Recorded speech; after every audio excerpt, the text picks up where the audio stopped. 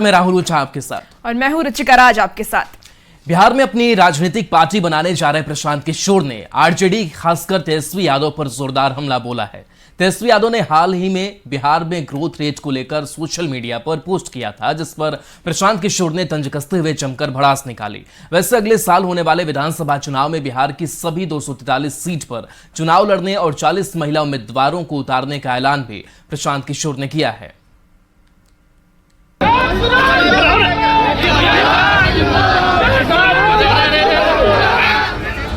बिहार में अपनी सियासी जमीन तलाश रहे और नई पार्टी बनाने जा रहे प्रशांत किशोर लगातार आरजेडी पर हमलावर हैं। आए दिन पीके तंज भरे अंदाज में आरजेडी के साथ ही तेजस्वी यादव पर निशाना साध रहे हैं। हाल में तेजस्वी यादव ने बिहार के विकास और क्राइम के आंकड़े पर सोशल मीडिया के जरिए नीतीश सरकार पर हमला बोला था, तो रविवार को जवाब प्रशांत किशोर ने कुछ इस अंदाज में दिया। तेजस्वी यादव जात के मामले में बोले तो उस पर टीका टिप्पणी हो सकती है, रंगारी बालू शराब माफिया पर बोले तो उस पर टीका टिप्पणी हो सकती है। तेजस्वी यादव अब विकास के मॉडल की चर्चा करे, ये हास्यास्पद लगता है। इनके लोग 15 साल यहाँ शासन में रहे हैं, जिसको अपना नहीं पता है कि जीडीपी क्या है और जीडीपी ग्रोथ क्या है, वो बिहार के विकास की कहानी समझा रहा है, उस पर क्या टीका टिप्पणी करनी है। प्रशांत यही नहीं रुके, कहा तेजस्वी 6 महीने पहले डिप्टी सीएम थे तो उन्हें बिहार स्विट्जरलैंड दिख रहा था। अगर नीतीश फिर से महागठबंधन के साथ हो लें तो तेजस्वी को बिहार फिर बढ़िया दिखने लगेगा। क्राइम का जहाँ तक बात है तो इतना ही कहूंगा कि 6 महीना पहले तक तेजस्वी यादव खुद उप मुख्यमंत्री थे और तब उनको बिहार स्विट्जरलैंड दिख रहा था, और 6 महीना में अब उनको कत्लखाना में दिख रहा है। अभी नीतीश कुमार पलट के चले जाए महागठबंधन में तो बिहार उनको फिर बढ़िया दिखने लगेगा। चुनावी मैदान में कूदने जा रहे प्रशांत किशोर ने दावा किया कि उनकी पार्टी बिहार की सभी 243 सीट पर चुनाव लड़ेगी, जिसमें 40 सीट पर महिला कैंडिडेट को टिकट दिया जाएगा। 2025 में जन स्वराज 243 सीट लड़ रहा है, उसमें कम से कम 40 महिला उम्मीदवार जन स्वराज की ओर से खड़ी की जाएंगी। इन सब के बीच बिहार में पोस्टर पॉलिटिक्स भी अभी से तेज हो गई है। राजधानी पटना में हर चौक चौराहे पर प्रशांत किशोर की जन स्वराज की ओर से लालू परिवार पर निशाना साधते हुए पोस्टर चिपकाए गए हैं। इसके जरिए ये दिखाने की कोशिश की गई है कि लालू प्रसाद न केवल अपने परिवार के बारे में सोचते हैं, बल्कि राजनीतिक रूप से यादव जाति के दूसरे नेताओं को लालू फैमिली आगे नहीं बढ़ा रहे। प्रशांत किशोर जी, आपकी बातें तो हास्यास्पद है। आप भूल रहे हैं 4 साल पहले जब आप माननीय मुख्यमंत्री नीतीश कुमार जी के गोद में खेल रहे थे तो आपको नीतीश कुमार जी पीएम मटेरियल लगते थे और बिहार स्विट्जरलैंड लगता था। आज जो आप कटाक्ष कर रहे हैं तेजस्वी जी पे और नीतीश कुमार जी पे, ये आप नहीं कर रहे हैं, ये बीजेपी का पैसा कर रहे हैं और बीजेपी के स्ट्रैटेजी के तहत आपको करवाया जा रहा है। कौन क्या बोलता है या टिप्पणी करता है, इस पर हमें कुछ नहीं करना। हाँ, यह पहले से भी हम लोग कहते रहे हैं कि तेजस्वी यादव जी तथ्यहीन और तर्कविहीन बात करते हैं। उनकी बातों को बहुत महत्व देने की कोई आवश्यकता नहीं। वैसे बिहार में अगले साल विधानसभा का चुनाव होना है। प्रशांत किशोर लगातार गांव शहरों का दौरा कर रहे हैं, लोगों से सीधा संपर्क साधने की कोशिश कर रहे हैं। हर बार प्रशांत किशोर आरजेडी के साथ ही तेजस्वी यादव पर हमला कर रहे हैं। प्रशांत किशोर के बयान पर बिहार की सियासत वैसे भी गर्माती रही है। न्यूज़ 18 के लिए पटना से अमित कुमार, संजय कुमार और आनंद अमृतराज की रिपोर्ट। और मौसम से जुड़ी इस वक्त की आपको बड़ी खबर बता रहे हैं, जहां बिहार में फिर से होगी अच्छी बारिश। तो अगले 48 घंटे अच्छी बारिश होने के आसार जताए गए हैं। मौसम विभाग का यह अलर्ट जारी किया गया है। कुछ जिलों के लिए अलर्ट जारी किया गया है। आपको बता दें कि ठंडा को लेकर भी चेतावनी मौसम विभाग की तरफ से दे दी गई है। तो आपको इस वक्त की ये बड़ी खबर बता रहे हैं, बिहार में फिर से अच्छी बारिश होने के आसार जताई जा रही है। अगले 48 घंटे तक अच्छी बारिश होगी, ऐसा मौसम विभाग का कहना है। वहीं मौसम विभाग ने इसे लेकर के अलर्ट भी जारी कर दिया है। कुछ जिलों के लिए यह अलर्ट जारी किया गया है और ठंडा को लेकर के भी चेतावनी मौसम विभाग की तरफ से दे दी गई है। राहुल गांधी ने एक बार फिर से देश में जातीय गणना की मांग की है, जिस पर सियासत गर्म है। आखिर राहुल गांधी पर बीजेपी, जेडीयू से लेकर प्रशांत किशोर क्यों हमलावर हैं और क्यों राहुल के लिए घड़ियाली आंसू बहाने की बात की जा रही है, इसे इस रिपोर्ट के जरिए समझिए।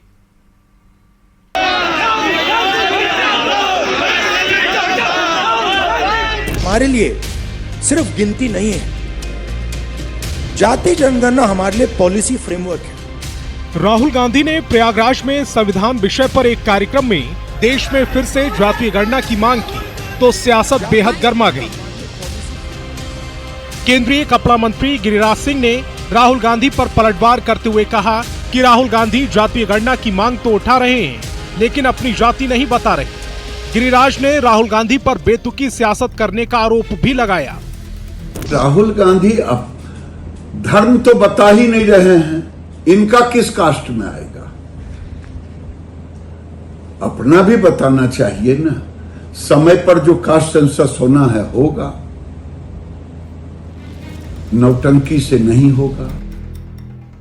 तो केंद्रीय मंत्री लल्लन सिंह ने भी राहुल गांधी पर हमला बोलते हुए कहा कि राहुल जी को ये समझना होगा कि बिहार में जातीय गणना नीतीश कुमार ने कराई, पर राहुल जी ने कभी बिहार सरकार की तारीफ नहीं की। कास्ट सेंसस के नाम पर वे सिर्फ घड़ियाली आंसू बहाते हैं। जब हम लोग एनडीए में नहीं थे, कभी राहुल गांधी जी ने बिहार में जो जातीय गणना हुई उसका कभी उन्होंने प्रशंसा किया? नहीं किया।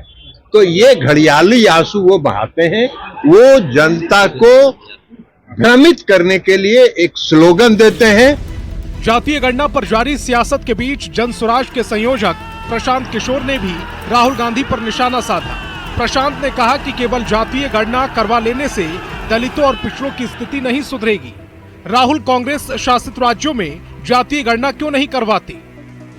ये जो राहुल गांधी बता रहे हैं ऐसा कोई पनिसिया है नहीं। चलिए मान लीजिए अब उनको अकल आया है, अब उनको समझ में आई है बात, तो जनगणना जिन राज्यों में कांग्रेस की सरकार है, तेलंगाना में है, कर्नाटक में है, हिमाचल में है, वहां पर करके गरीबी दूर कर ले।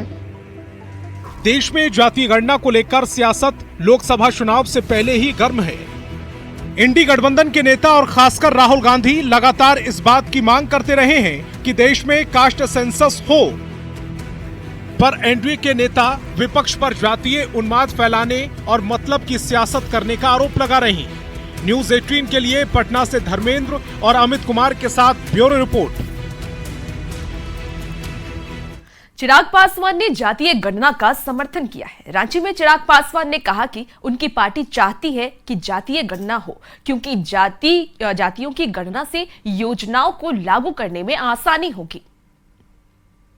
देखिए, मेरी पार्टी ने अपना रुख इसको लेकर हमेशा से स्पष्ट रखा है कि जातीय जनगणना का पक्षधर लोक जनशक्ति पार्टी रामविलास है।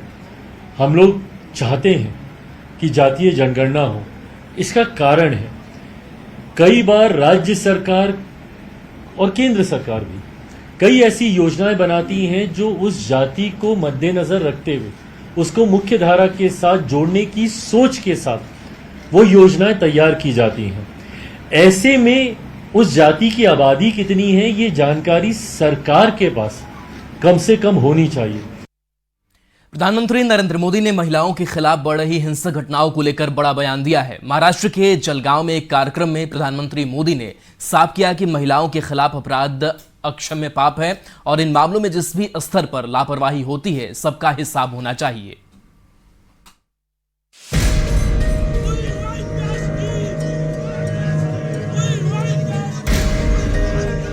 कोलकाता के सरकारी अस्पताल में लेडी डॉक्टर के रेप के बाद हत्या और महाराष्ट्र के बदलापुर के स्कूल में मासूम बच्चियों के यौन उत्पीड़न को लेकर देश भर में गुस्सा है।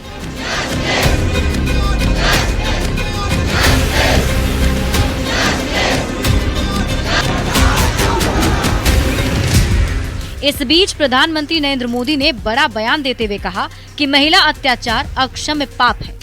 इसके आरोपियों पर कड़ी से कड़ी कार्रवाई होनी ही चाहिए। पीएम मोदी ने महाराष्ट्र के जलगांव में 11 लाख नई लखपति दीदियों को सम्मानित करने के लिए आयोजित कार्यक्रम में ये बात कही। हर राज्य सरकार से कहूंगा कि महिलाओं के खिलाफ अपराध अक्षम्य पाप है। दोषी कोई भी हो वो बचना नहीं चाहिए। पीएम मोदी ने साफ लहजे में कहा कि हमारा बड़ा दायित्व है।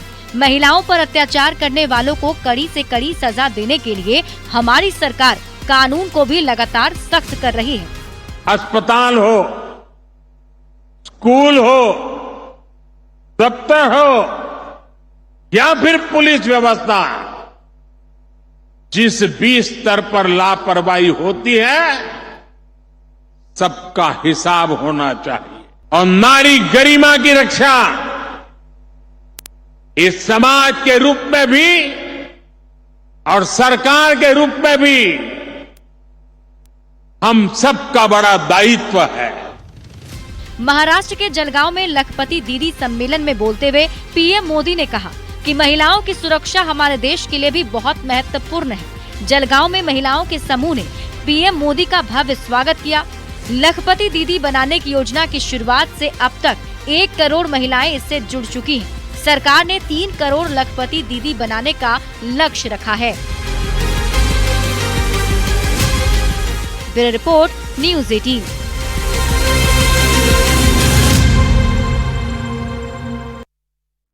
और अब खबर भागलपुर से, जहां नवगछिया के बुद्धूचक में बिंद टोली बांध टूटने से आसपास के इलाके में पानी भर गया। इससे आम जन जीवन काफी अस्त व्यस्त हो गया है। लगातार पानी निचले इलाकों में फैल रहा है। भागलपुर जिला प्रशासन की ओर से बांध के टूटे हुए हिस्से की मरम्मत की जा रही है। बता दें आपको कि 44 करोड़ की लागत से इस बांध का निर्माण किया गया था और इस साल 15 करोड़ रुपए मरम्मत के नाम पर खर्च किए गए थे। 8 नंबर के डाउन स्ट्रीम में भी हल्का कटान शुरू हुआ है, तो वहाँ भी अभियंताओं को भेजा गया और सामग्री। पुलिस अधीक्षक महोदय वहाँ स्वयं पहुँच गए। हम लोग 9 नंबर पर है, पुलिस अधीक्षक महोदय 8 नंबर पर गए और वहाँ भी कुछ दिन पहले भी काम हुआ था, वहाँ भी काम जारी है। और जो 7 और 8 के बीच में जो कटाव है, उस कटाव स्थल पर दोनों तरफ से जो कटाव का जो छोर है उसको सुरक्षित कर लिया गया है और आगे भी उसको मजबूती देने का कार्य किया जा रहा है। भागलपुर नवगछिया का बिंद टोली बांध 20 अगस्त को तेज दबाव के कारण ध्वस्त हो गया था, जिसके बाद से निचले इलाकों में बाढ़ जैसे हालात उत्पन्न हो गए थे। अब भागलपुर जिला प्रशासन की ओर से बांध पर रीस्टोरेशन का कार्य तेज गति से किया जा रहा है ताकि जो कटाव है उसे रोका जा सके। तस्वीरों में देख सकते हैं आप किस तरह से जो बांध टूटा था उस पे अब जो है जियो बैग डाला जा रहा है, साथ ही हाथी पाँव लगाया जा रहा है ताकि जो गंगा के पानी का दबाव है वो कम हो सके और गंगा का जो कटाव है वो कहीं ना कहीं रोकने का अब जो है प्रयास किया जा रहा है।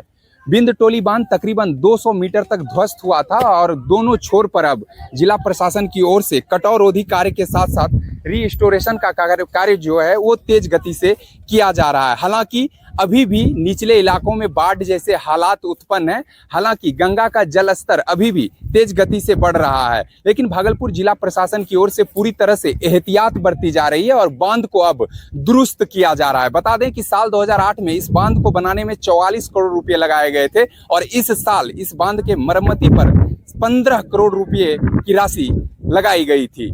इसके बावजूद भी यह बांध ध्वस्त हो गया था। विकास कुमार सिंह, न्यूज़ 18, भागलपुर। मुंगेर में गंगा का जलस्तर 38.70 मीटर पर स्थिर हो गया है। फिलहाल खतरे के निशान से 63 सेंटीमीटर नीचे है। हालांकि जिन इलाकों में गंगा का पानी फैल चुका है वहां 15 दिन से बाढ़ जैसे हालात हैं। कई स्कूल बाढ़ की पानी में डूब चुके हैं। बरियारपुर थाना क्षेत्र के कृष्णानगर में कई घरों में पानी घुस चुका है। इस गांव में बाढ़ आया है। इस गांव में सुविधा नाव का नहीं दिया गया है और इस गांव में पशु चारा के लिए गंगा के उस पार जाना पड़ता है। और पटना से इस वक्त की ये बड़ी खबर सामने आ रही है, जहां हड़ताल पर जाएंगे ऑटो ई रिक्शा चालक। 9 सितंबर को रहेगी सांकेतिक हड़ताल। बता दें आपको कि कैबिनेट में कलर कोडिंग पर यह फैसले का विरोध उन्होंने किया है। पटना की बैठक में यह फैसला लिया गया। साथ ही अनिश्चितकालीन हड़ताल पर जाने की चेतावनी दे दी गई है ड्राइवरों की तरफ से। बिहार राज्य ऑटो रिक्शा चालक टेम्पो संघ का ये फैसला सामने आया है। तो आपको इस वक्त की ये बड़ी खबर पटना से बता रहे हैं। हड़ताल पर ऑटो ई रिक्शा चालक जाएंगे। 9 सितंबर को ये सांकेतिक हड़ताल रहेगी। आपको बता दें कि कैबिनेट में कलर कोडिंग पर फैसला आया था, जिसका विरोध किया गया है। पटना की बैठक में ये फैसला लिया गया और अब अनिश्चितकालीन हड़ताल पर जाने की चेतावनी दे दी गई है। पूर्व विधायक अनंत सिंह ने सीएम नीतीश कुमार से मुलाकात की। दोनों नेताओं के बीच करीब आधे घंटे तक मुलाकात हुई। मुलाकात के बाद अनंत सिंह ने सीएम नीतीश कुमार की तारीफ की है। अनंत सिंह ने कहा कि वो 2025 का चुनाव लड़ेंगे और 2025 में नीतीश कुमार ही सीएम होंगे। अनंत सिंह ने बताया कि मेरा कुछ काम था, सीएम ने कहा है काम हो जाएगा। अनंत सिंह ने कहा सीएम से मुलाकात अच्छी रही। मुख्यमंत्री से मुलाकात किए हैं, क्या कहेंगे? क्षेत्र घूमने के लिए गया थे, जनता कुछ काम बताए तो है ऐसे काम के हमको काम कर दीजिए। सब लोग पीछे खड़िए ना। आप जब निकले हैं तो तेजस्वी कह रहे हैं कि आपको बचाया गया है, आपको बचाया गया है। अब जो काम हमको पूछा बता दिए, सब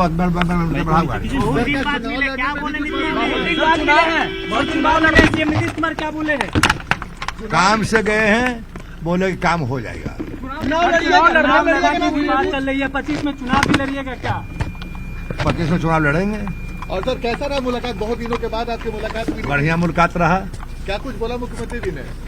मुख्यमंत्री जी कुछ नहीं बोले, हम काम से गए, जो काम कर दिए। आपको लगता है बिहार बदल दिया है नीतीश कुमार ने, तस्वीर बदल दी है? तो आप लोग को भी जनाता होगा। अब जाएगा 2025 में क्या लग रहा है सर, कौन जीतेगा? जो हैं से रहेंगे, दूसरा कोई नहीं।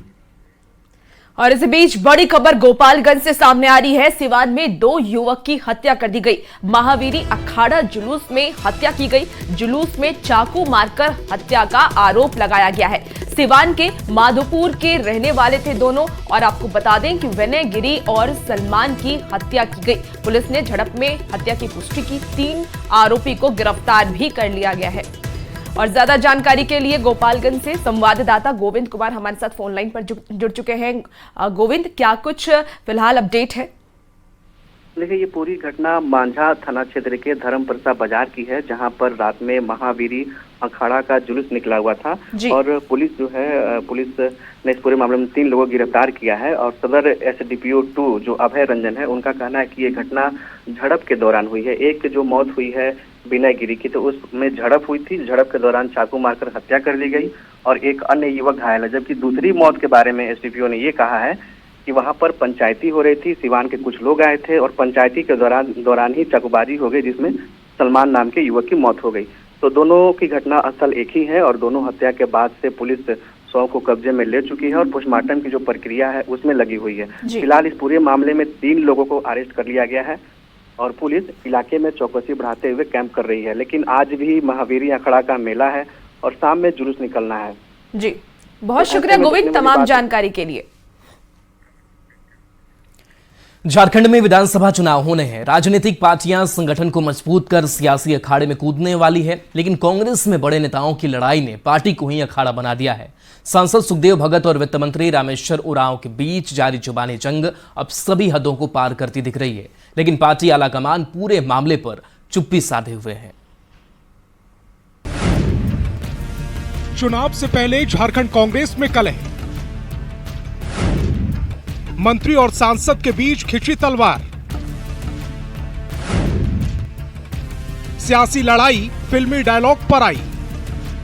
सुअर से नहीं लड़ना चाहिए, आप गंदे हो जाओगे और सुअर को मजा आएगा। मैं फिलहाल यही कहना चाहूंगा। लोहरदगा से कांग्रेस सांसद सुखदेव भगत का छोटा सा ये बयान बताने के लिए काफी है कि झारखंड कांग्रेस में गुटबाजी और परिवार में कलह किस हद तक आ चुकी है। देखिए, रामेश्वर जी हमारे सीएलपी लीडर हैं और हमारे केंद्रीय नेतृत्व ने बनाया, मैं उनका सम्मान करता हूं और मैं इस बारे टिप्पणी क्या करूं, लगता है वो राजकुमार की फिल्म काफी देख रहे हैं। लेकिन एक बात मैं जरूर कहना चाहूंगा कि बनाट शाह ने कहा कि आप सुअर से नहीं लड़ना चाहिए, आप गंदे हो जाओगे और सुअर को मजा आएगा। मैं फिलहाल यही कहना चाहूंगा। सुखदेव भगत का ये दिव्य वचन रामेश्वर उरांव के उस फिल्मी डायलॉग के जवाब में आया है, जिसमें 2 दिन पहले रामेश्वर उरांव ने सुखदेव भगत पर इशारों ही इशारों में निशाना साधा था। यही बोलूंगा, नहीं प्रतिक्रिया नहीं दे रहा हूं मैं कोई प्रतिक्रिया का अच्छा कहा गलत कहा ये नहीं करता हूं। किसका क्या पावर है क्या नहीं है इसकी कोई बात नहीं करूंगा मैं, ये अपना अपना है विचार है। अगर ज्यादा बोलना पड़ेगा तो यही कहूंगा, बोल देना चाहिए मुझे कि खुद का घर शीशे का हो तो दूसरे के घर में पत्थर मत फेंक, है ना। कांग्रेस में सांसद और मंत्री के बीच जारी जंग के पीछे की वजह यह है कि वित्त मंत्री रामेश्वर उरांव ने जिसे अपना मंत्री प्रतिनिधि बनाया है, उस पर आरोप है कि लोकसभा चुनाव में सुखदेव भगत को हराने के लिए जोर शोर से प्रयास किया था। बावजूद इसके रामेश्वर उरांव ने उसे अपना प्रतिनिधि नियुक्त कर लिया। इसी बात से सुखदेव भगत और रामेश्वर उरांव के बीच तलवारें खिंची हुई हैं। निश्चित रूप से उपहास का यह विषय हो गया है और रामेश्वर उरांव ये न केवल लोहरदा के आवाम को वो धोखा दे रहे हैं, वरन स्वयं को भी धोखा दे रहे हैं और नोइंगली वो गलती किए हैं। चुनाव की दहलीज पर खड़ी झारखंड कांग्रेस में पहले से ही गुटबाजी चरम पर है। पहले पूर्व अध्यक्ष राकेश ठाकुर के खिलाफ खुली बगावत और अब मंत्री और सांसद के बीच रार, और ये हाल तब है जब चंद दिनों बाद चुनाव है और कांग्रेस में कलह बढ़ती जा रही है। ऐसे में अगर अब भी पार्टी आलाकमान कोई ठोस एक्शन नहीं लेता तो इसमें कोई शक नहीं कि आने वाले चुनाव में कांग्रेस को इस कलह की बड़ी कीमत चुकानी पड़ सकती है। अविनाश कुमार, न्यूज़ 18, रांची। और फिलहाल रुकेंगे एक छोटे से ब्रेक के लिए, जल्द हाजिर होते हैं।